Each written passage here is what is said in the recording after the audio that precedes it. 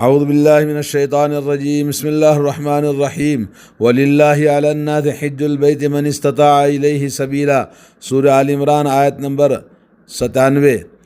اور لوگوں پر اللہ کے لیے بیت اللہ کا حج ہے جو اس کی طرف راستے کی استطاعت رکھتا ہو۔ اور رسول اللہ صلی اللہ علیہ وسلم نے فرمایا کہ بنی الاسلام علی خمس، شہادت ان لا الہ الا اللہ وان محمد رسول اللہ واقام الصلاۃ وایتاء الزکوٰۃ وحج البیت وصوم رمضان۔ صحیح بخاری صحیح مسلم۔ اسلام کی بنیاد 5 چیزوں پر ہے: اس بات کی گواہی دینا کہ اللہ کے سوا کوئی معبود نہیں ہے، اور یہ کہ محمد صلی اللہ علیہ وسلم اللہ کے رسول ہیں، نماز قائم کرنا، زکوٰۃ دینا، اور اللہ کے گھر کا حج کرنا، اور رمضان مبارک کے روزے رکھنا۔ اور حج ہر اس مسلمان مرد اور عورت پر اللہ کی طرف سے فرض ہے جو اس کی طرف راستے کی استطاعت اور طاقت رکھتا ہو، مالی اعتبار سے، بدنی اعتبار سے، اور راستے کے امن و امان کے اعتبار سے، جیسا کہ اللہ کا ارشاد آپ نے سنا اور نبی کریم صلی اللہ علیہ وسلم کی حدیث آپ نے سنی۔ حج زندگی میں ایک بار فرض ہے، اس لیے کہ رسول اللہ صلی اللہ علیہ وسلم کا ارشاد ہے الحج مرتن فمن زاد فہو تطوع۔ سنن ابو داؤد، مسند احمد اور مستدرک حاکم کی حدیث ہے، صحیح حدیث ہے، کہ جس میں اللہ کے نبی نے فرمایا حج ایک بار فرض ہے، جو اس سے زائد کرے تو یہ نفلی ہوگا، البتہ ہر 5 سال بعد تکرار مستحب ہے، اس لیے کہ آپ اللہ عز و جل سے روایت کرتے ہیں، نبی کریم صلی اللہ علیہ وسلم حدیث قدسی ہے ان عبدا صححت له جسمہ ووسعت علیہ فی المعیشۃ یمضی علیہ 5 اعوام لا یفد الی لمحروم۔ صحیح ابن حبان، سنن البیہقی۔ اور اس حدیث میں فرمایا جس بندے کو میں نے جسمانی صحت اور روزی میں وسعت اور کشادگی دی ہے اور وہ 5 سال گزرنے کے بعد بھی میرے پاس نہیں آتا تو وہ شخص محروم ہے، وہ بندہ محروم ہے اللہ کی رحمت سے۔ تو انسان کو ہر 5 سال بعد استطاعت ہو تو اللہ تعالیٰ کے گھر کا حج کرنا، عمرہ کرنا یہ مستحب ہے۔ اور اسی طرح سے اللہ تعالیٰ نے ارشاد فرمایا وَأَتِمُّوا الْحَجَّ وَالْعُمْرَةَ لِلَّهِ، اور حج اور عمرہ اللہ کے لیے مکمل کرو، سورہ بقرہ آیت نمبر 196۔ عمرہ سنت واجبہ ہے، اس لیے کہ فرمان جیسا کہ آپ نے سنا۔ اور رسول اللہ صلی اللہ علیہ وسلم سے جب ایک شخص نے عرض کیا کہ میرا باپ بوڑھا ہے، حج و عمرے کی طاقت نہیں رکھتا اور نہ ہی سفر کر سکتا ہے، تو آپ نے فرمایا حج عن ابیک واعتمر،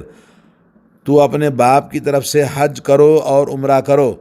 یہ حدیث سنن اصحاب السنن نے روایت کی ہے، اور شیخ علامہ ترمذی نے اس کو صحیح قرار دیا ہے۔ حج اور عمرے کی حکمت یہ ہے کہ حج اور عمرے کے نتیجے میں انسان کا نفس گناہوں کے اثرات سے پاک ہو جاتا ہے، اور آخرت میں، دار آخرت میں اللہ سبحانہ و تعالیٰ کے اعزاز اور اس کے انعام و اکرام کا حاصل کرنے کا وہ اہل اور مستحق بن جاتا ہے، جیسا کہ رسول اللہ صلی اللہ علیہ وسلم نے فرمایا من حج هذا البیت فلم یرفث ولم یفسق خرج من ذنوبه کیوم ولدته امه۔ صحیح مسلم کی حدیث ہے جس شخص نے اس گھر کا حج کیا اور جنسی باتوں میں انہماک اور نافرمانی سے اجتناب کیا، گناہوں سے بچتا رہا، تو اپنے گناہوں سے اس طرح پاک صاف ہوتا ہے جیسا کہ وہ اس دن تھا جب اس کی ماں نے اس کو جنم دیا تھا۔ یعنی انسان اپنے گناہوں میں بے سے پیدا ہونے والا بالکل معصوم بے گناہ ہوتا ہے، ویسے ہی اللہ رب العالمین گناہوں سے پاک صاف کرتا ہے۔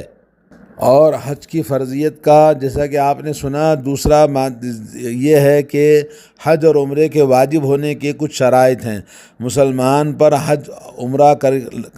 فرض ہونے کے لیے، لازم ہونے کے لیے شرطیں درج ذیل ہیں۔ نمبر 1، اسلام، یعنی مسلمان کا ہونا۔ غیر مسلم سے حج اور عمرہ دیگر عبادات کا مطالبہ نہیں کیا جاتا جب تک کہ وہ اسلام قبول نہیں کرتا، اس لیے اعمال کی صحت اور قبولیت کے لیے ایمان شرط ہے۔ نمبر 2، عقل مند ہونا، اس لیے کہ پاگل شرعاً مکلف نہیں ہے۔ جو مجنون ہے، جو پاگل ہے، جس کی عقل کام نہیں کرتی، وہ انسان مکلف نہیں ہے۔ نمبر 3، بالغ ہونا، اس لیے کہ نابالغ جب تک بالغ نہ ہو جائے، مکلف نہیں ہے۔ نبی کریم صلی اللہ علیہ وسلم کا ارشاد ہے، رفع القلم عن ثلاثہ، المجنون حتی یفیق، والنائم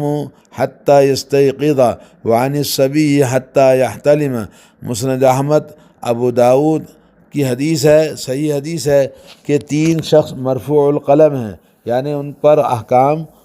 واقع نہیں ہوں گے، ان سے مطالبہ نہیں کیا جائے گا۔ نمبر 1، مجنون، پاگل جس میں عقل نہ ہو یہاں تک کہ اس کا افاقہ ہو جائے، اچھا صحت مند بن جائے۔ دوسرا، انسان سویا ہوا بیدار ہونے تک اس کو مطالبہ نہیں ہے، کیونکہ وہ سونا اس کے لیے عذر ہے، اللہ تعالیٰ نے اس کو معاف کیا ہوا ہے۔ اور تیسرا، نابالغ لڑکا لڑکی، کوئی بھی جو بھی نابالغ ہیں ان کے بالغ ہونے تک ان کو احکام مکلف نہیں کیا جائے گا۔ نمبر 4، شرط یہ ہے کہ استطاعت، یعنی سفر خرچ اور سواری کا انتظام، اس لیے کہ اللہ سبحانہ و تعالیٰ کا ارشاد ہے، من استطاع الیہ سبیلا، جو اللہ کے گھر تک پہنچنے کی استطاعت رکھتا ہو، بنا بنی جس کے پاس مال نہیں جسے سفر میں خود کر سکے، خرچ کر سکے، اور اہل و عیال ہونے کی صورت میں ان کی کفالت بھی پوری طرح کر سکے، تو ایسے شخص پر حج فرض نہیں ہے اور نہ عمرہ۔ اس طرح ایک شخص کے پاس اپنا مال اور اپنے اہل و عیال کے خرچ وغیرہ کے سب کچھ ہو اور سواری کا انتظام بھی ہو اور وہ پیدل نہ چل سکتا ہو، تو سفر کا انتظام ہے تو پھر راستہ بھی محفوظ ہونا چاہیے، یعنی جان و مال کا خطرہ نہ ہو، تو اس صورت میں استطاعت کامل ہوگی اور وہ انسان حج کے لیے اس کا جانا اس کے اوپر فرض ہوگا، اور اسی طرح سے عمرہ کا، ورنہ نہ حج فرض ہے نہ عمرہ فرض ہے۔ اور تیسری بات یہ ہے کہ حج و عمرہ کرنے کی ترغیب اور انہیں چھوڑنے پر اللہ کے نبی صلی اللہ علیہ وسلم نے جو وعید سنائی ہے، آئیے ہم دیکھتے ہیں کہ رسول اللہ صلی اللہ علیہ وسلم نے ان دونوں عبادتوں کی ترغیب دلائی ہے کہ عمرہ اور حج کریں۔ ان کی ادائیگی کا شوق اور جذبہ ہر مسلمان کے اندر ہونا چاہیے، اور اللہ سے دعا کرنا چاہیے کہ ہر مسلمان مرد و عورت کہ ہم اللہ سے دعا کریں کہ اللہ رب العالمین ہمیں توفیق دے، ہدایت دے، اور اللہ کے گھر کا دیدار کرائے، اور وہاں حج اور عمرہ کرنے کے لیے ہمیں اللہ تعالیٰ راستے آسان فرمائے، اور اس مقصد کے لیے مختلف انداز سے نبی علیہ السلام نے ہمیں ترغیب دلائی ہے۔ افضل الاعمال ایمان باللہ و رسولہ، جب رسول اللہ صلی اللہ علیہ وسلم سے پوچھا گیا کہ سب سے افضل عمل کیا ہے، تو آپ نے فرمایا کہ اعمال میں سب سے افضل عمل ہے اللہ اور اس کے رسول پر ایمان لانا، یعنی ساری کائنات میں سب سے افضل عمل ایمان اور توحید اور عقیدہ توحید ہے، کیونکہ جب تک انسان کا عمل ایمان اور عقیدہ توحید صحیح نہیں ہوگا کوئی عمل قبول نہیں ہے۔ جو لوگ خبر پرست ہیں، پیر پرست ہیں، یا یہ کہ قرآن و سنت کے خلاف جنہوں نے مختلف چیزیں بنائی ہیں دین سمجھ کر، جب تک ان کو توبہ نہیں کریں گے ان کا حج نہیں ہوگا۔ تو آدمی کو چاہیے کہ اپنے ایمان کو درست کرے۔ اور اس کے بعد پھر پوچھا گیا کہ اس کے بعد کیا ہے، تو آپ نے فرمایا جہاد فی سبیل اللہ، اللہ کے راستے میں جہاد کرنا، اللہ کے راستے میں جہاد کرنا جس میں اللہ رب العالمین کی رضا اور خوشنودی کے لیے، دین کی عزت اور سربلندی کے لیے، دین کا دفاع کرتے ہوئے جو آدمی جہاد کرتا ہے سب سے بلند ہے، چاہے وہ جہاد قلم سے ہو، چاہے وہ تلوار سے ہو، چاہے وہ ہتھیار سے ہو، یا تقریر اور خطابت سے ہو، جس انداز سے بھی آدمی اللہ کے راستے میں جہاد کرتا ہے وہ جہاد سب سے افضل ہے۔ دعوت اللہ وہ بھی جہاد ہے، اور لکھنا، لوگوں کے اندر علم کی نشر و اشاعت کرنا، اس کے لیے کوشش کرنا، یہ بھی جہاد ہے۔ اور تیسری بات جو اللہ کے نبی صلی اللہ علیہ وسلم نے فرمائی، حج مبرور، صحیح بخاری صحیح مسلم کی حدیث ہے کہ تیسرا جو سب سے افضل عمل ہے ایمان اور عقیدہ توحید اور جہاد کے بعد میں، کہ آدمی حج مبرور اللہ تعالیٰ کی بارگاہ میں مقبول حج کرے۔ یہ حدیث بہت عظیم الشان ہے جو ہمیں بتاتی ہے کہ ہم نبی کریم صلی اللہ علیہ وسلم کے اس فرمان کے مطابق اللہ کے گھر کا حج کریں۔ ومن حج هذا البیت فلم يرفث ولم يفسق خرج من ذنوبه كيوم ولدته امه، صحیح مسلم کی حدیث ہے، جس شخص نے اس گھر کا حج کیا اور جنسی باتوں میں انہماک اور نافرمانیوں سے بچتا رہا، یعنی سیکسی باتیں، یا یہ کہ کوئی بھی گناہ نہ کرے اور اپنے آپ کو بچاتا رہے تو اپنے گناہوں سے اس دن کی طرح پاک ہو گیا جس دن اسے اس کی ماں نے جنم دیا تھا۔ اور اللہ تعالیٰ کا ارشاد ہے فَمَنْ فَرَضَ فِيهِنَّ الْحَجَّ فَلَا رَفَثَ وَلَا فُسُوقَ وَلَا جِدَالَ فِي الْحَجِّ وَمَا تَفْعَلُوا مِنْ خَيْرٍ يَعْلَمْهُ اللَّهُ وَتَزَوَّدُوا فَإِنَّ خَيْرَ الزَّادِ التَّقْوَى وَاتَّقُونِ يَا أُولِي الْأَلْبَابِ۔ جو آدمی حج اپنے اوپر فرض کر لیا اور جو حج کو جانا چاہتا ہے تو اس کے لیے اللہ نے شرط لگائی کہ کوئی بھی بیہودہ حرکت نہ کرے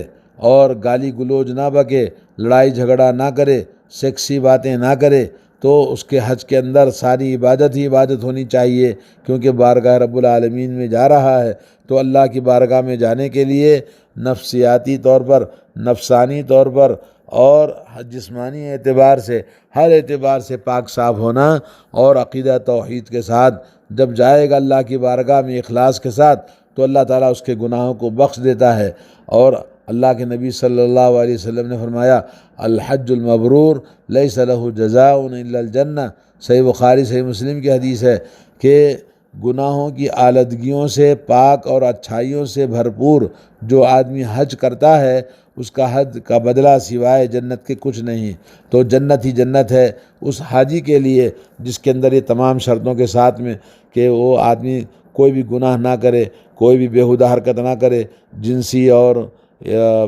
سیکس کی باتیں حج کے دوران نہ کرے، صرف اللہ کی عبادت کرے اور اللہ کی رضامندی اور خوشنودی کے لیے کسی سے جھگڑا اور گالی گلوچ نہ بکے، تو اس کے لیے اللہ رب العالمین نے فضیلت رکھی ہے کہ وہ جنتی ہے۔ اور بوڑھے، کمزور اور عورت کا جہاد اللہ کے نبی صلی اللہ علیہ وسلم نے حج مبرور قرار دیا ہے۔ اللہ کا نبی صلی اللہ علیہ وسلم کا ارشاد ہے العمرۃ الی العمرۃ کفارۃ لما بینہما، ایک عمرے سے دوسرا عمرہ کرنا درمیان کے گناہوں کی بخشش کا ذریعہ ہے۔ اور والحج المبرور لیس لہ جزاء الا الجنہ، اور حج مبرور کا بدلہ سوائے جنت کے کچھ نہیں ہے، یعنی حج مقبول ہو جس میں ہر طرح کی نیکیاں اور بھلائیاں اور عبادتیں ہوں اور جس میں عمل صالح ہو عقیدہ توحید کے ساتھ، اخلاص کے ساتھ میں، تو اس کے لیے یہ حج تمام دنیا کے اندر اللہ نے جتنے بھی گناہ اس نے کیا ہے، چھوٹے ہو بڑے ہو، سب توبہ کرنے سے اللہ معاف کر دیتا ہے۔ اور رسول اللہ صلی اللہ علیہ وسلم نے حج اور عمرہ نہ کرنے اور اس کے بارے میں سستی روا رکھنے سے ڈرایا ہے۔ جو شخص استطاعت رکھتا ہے مگر پھر بھی حج کے لیے نہیں جاتا، اللہ کے نبی صلی اللہ علیہ وسلم کا ارشاد ہے من لم تحبسه حاجة ظاہرة او مرض حابس او منع من سلطان جائر لم يحج فلم يمت ان شاء یہودیا او نصرانیہ۔ صحیح مسند احمد کی حدیث ہے اور مسند اعلیٰ اور بیہقی کی روایت ہے، اگرچہ کہ اس کے اندر ضعف پایا جاتا ہے، متکلم فی ہے۔ جو شخص نے حج نہیں کیا اور اسے ضروری کام کی وجہ سے یا کوئی بیماری کی وجہ سے حج نہیں کیا، یا ظالم کی حکومت کے جس کے اندر حاکم نے لوگوں کو پابندی لگائی ہے کہ حج کو نہیں جا سکتے، تو ایسی رکاوٹ بھی آدمی کے پاس نہ ہو، یعنی وہ کوئی ایسا کام ہے جس میں وہ جا سکتا ہے، اور کوئی بیماری ایسی ہے کہ جس میں حج بھی کر سکتا ہے، جیسے آج کل شوگر کی بیماری ہے یا کوئی اور اس طرح کی بیماریاں ہیں جس میں آدمی سفر کر سکتا ہے، اور کوئی ظالم حکومت ایسی بھی نہیں کہ جس کو پابندی لگائی گئی ہو کہ آپ حج کو نہیں جا سکتے، اور کوئی بھی رکاوٹ نہیں ہے۔ وہ چاہے تو یہودی ہو کر مرے یا نصرانی ہو کر مرے گا اگر اس نے حج نہیں کیا۔ حضرت علی رضی اللہ تعالیٰ عنہ فرماتے ہیں جس شخص کے پاس بیت اللہ تک جانے کا، سفر کا اور تمام سواری کا انتظام ہو اور سب کچھ اس کے پاس استطاعت ہو اور وہ حج نہ کرے، تو چاہے وہ یہودی ہو کر مرے یا نصرانی۔ سنن ترمذی کی حدیث ہے، امام ترمذی نے اسے غریب کہا اور اس کے نزدیک یہ مرفوع حدیث ہے، لیکن یہ موقوف ہے اصل میں۔ تو دوستو بھائیو، آج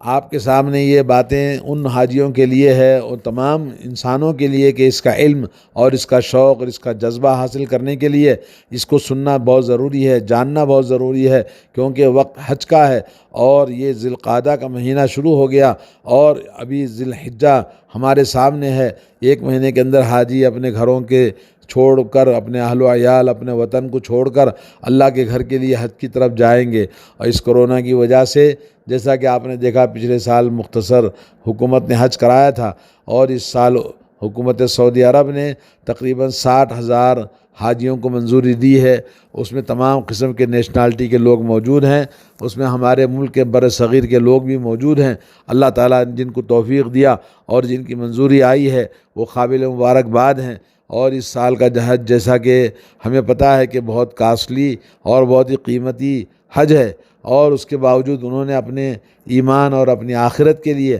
اللہ کے گھر کو جانا، اور اللہ کے لیے اپنی مال کو خرچ کر کے، جان کو خرچ کر کے، جان کی بازی لگا کر، مال کی بازی لگا کر حج کو جا رہے ہیں، تو قابل مبارکباد ہیں۔ اللہ تعالیٰ ان کی قربانیوں کو قبول فرمائے اور ان کے حج کو قبول فرمائے۔ اللہ تعالیٰ ان کی حفاظت فرمائے۔ جو حجاج اکرام آئیں گے اللہ تعالیٰ سب کی حفاظت فرمائے اور ان کی عبادتوں کو قبول فرمائے، ان کی دعاؤں کو قبول فرمائے۔ اللہ رب العالمین ان کی عبادتوں کے ساتھ ساتھ میں ان کے گھر والوں کی بھی بخشش فرمائے۔ وصلی اللہ علیہ نبینا محمد وعلی آلہ و اصحابہ۔